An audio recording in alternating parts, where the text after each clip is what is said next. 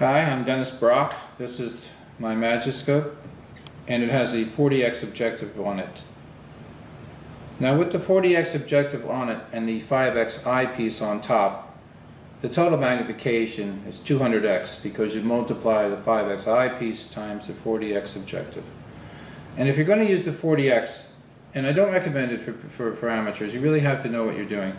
I recommend you start it with the 5x eyepiece. The 200x works quite well. It's relatively easy focus compared to other scopes at this power. And it's a good way to start out. It's also cheaper. You don't have to buy the 10x eyepiece right off the bat. But when you use this lens, you must use a cover glass. It's figured into the formula. It's actually, the cover glass thickness is actually engraved on lenses. That's what that 0.17 is. That refers to 1700ths of a millimeter, which is the thickness of a cover glass. And when this is in focus, it's right on top of that cover glass. This is a prepared slide, and if I start all the way down, almost touching, using the ramp here. This is the Model 70 ramp that I added after I originally created the 60. This was to give it the fine focusing ability without even adding another part. So you use that ramp. If you start down as close as you can get to that glass and then come up, you'll be in focus. Go slowly, a little bit goes a long way. This lens has a very small working distance, which is the distance between the end of the lens and the top of the glass. That's the working distance. The plane of focus is extremely shallow. You will go right through it, which is why you have to use the ramp and you have to use it slowly. And basically you're going to be using either prepared slides, which come in these cases, going to be bought by the thousands in every different subject that you can imagine, or you're going to make your own slides. Now, if you make your own slides, you're going to be using cover glasses, which are very difficult to use, very small, very thin. This is one here, a little stained red from previous experiments. But you can see it's very easily broken. But if you wanted to do blood, and you happen to have some, this is corn syrup, food dye, and water, you would take your material, one drop at a time, put it in the center of the slide, take your cover glass, drop it on top. It doesn't take much because there are two extremely flat surfaces, and it'll come out the side if you use more than a drop. You see how it's spread? It spreads out instantly. The thinner what you're looking at is, the better it will appear under the microscope. Blood should be ideally only one cell layer thick. Now, if you were in focus already with the prepared slide, which is what I am right here, more or less, close, I can then take the slide I made and very carefully slide it under my universal rubber band here, which comes with the microscope. We even give you two of them because they're basically broccoli bands, but they work.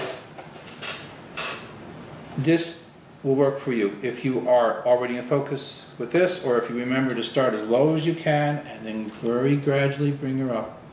You'll go right through it. You need to bring her down again. Keep in mind that all 40Xs have spring-loaded front mounts. That's to help prevent damage to the glass. I also want to show you what happens if you get this dirty. With the lower power lens, you really can't get it dirty because it's recessed. It's all the way up inside. It's 1/4 of an inch wide. It takes a lot to mess up the lower power lens. You really have to try, but it takes nothing at all to mess this lens up. If some of your mounting material leaks out the side, whatever you put in there, you can get it on here and it's very difficult to get clean. Now I like to use a little Windex and a cotton swab. In this case I'll put some on the slide here because I happen to have it. I could have used the table. I don't want much on there. I want it practically dry, and I can actually remove some excess on this clean piece of paper here. And the lens itself is the size of a pinhead, so it takes practically nothing. So I twirl, and I'm trying to get it down inside there because it's in a slight recess. Then I go to the clean side, and I never touch these because the oil from my fingers will mess it up. And I clean it up. Never spray anything directly on the lens, and never use alcohol as the solvent for that whole The cement holds the lenses in place. The cement is the solvent for the cement. And now if you want to check that, your lower power lens can be used as a sort of a loop.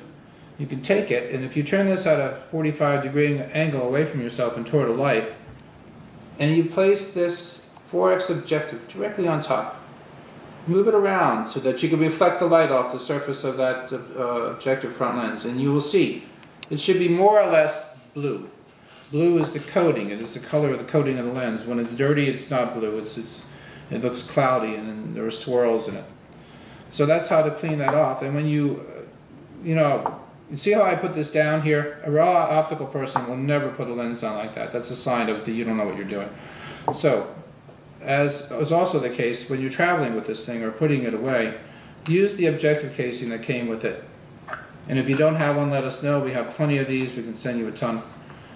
Screw it together, put it in a drawer. Don't leave it on the microscope. It's going to get dirty, and then you got to clean it off, and it's really difficult to get it perfectly clean.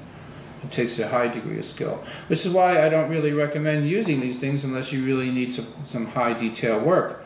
To me, you can't see the forest for the trees when you go too high in power. You're too close to the bark of the tree. You cannot see the leaves.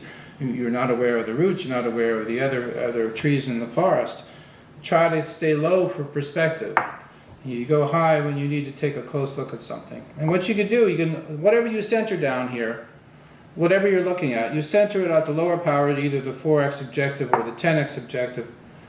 Leave it like that, and pull your optical tube out, remove your lens, take your other one out, put it on, and you're ready for business. Try not to touch the end. Stay away from it. Put her on the ramp. Start at the top. Go down till you can see it's just above the slide, and then crank her up a little bit. You should be fine. And I think that's pretty much it. Let us know if we can help you, and thanks again. Bye.